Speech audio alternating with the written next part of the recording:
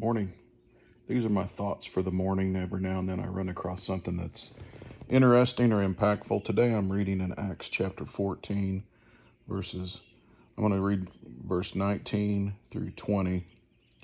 Then some Jews came from Antioch and Iconium and won the crowd over. They stoned Paul and dragged him outside the city, thinking he was dead. But after the disciples had gathered around him, he got up and went back into the city. The next day, he and Barnabas left for Derbe. So at this point, Paul and Barnabas are in Lystra, and they're performing miracles. They've healed a man that was crippled and lame from birth, and they had already created enemies or accumulated enemies, however you want to say it, in other cities who had followed and decided that they were trying to.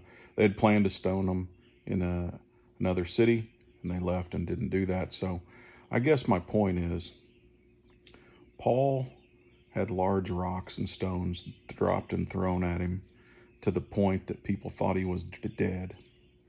They dragged his body out of the city, which means he was limp. They thought he was dead. So he was either dead or close to death until the other disciples circled around him. So what's your excuse today? So many times we avoid sharing the gospel or even talking about our faith with other people because we're afraid of the reactions. We are very blessed to live in the United States at this time.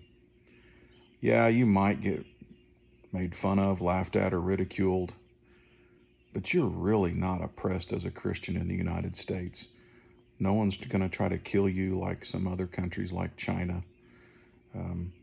Paul was spreading the gospel, and people tried to kill him for his trouble. So the next time you have the opportunity to share the gospel or talk about your faith with someone, and you avoid it, or you're tempted to avoid it, think about Acts chapter 14. Is this person going to try to physically kill you, or might they just not listen to you? You might suffer some type of embarrassment. I hope you're not embarrassed. I hope you're unashamed. Your words might fall on deaf ears, but you're not going to be physically killed. Hey, just a thought for the day. Have a good one.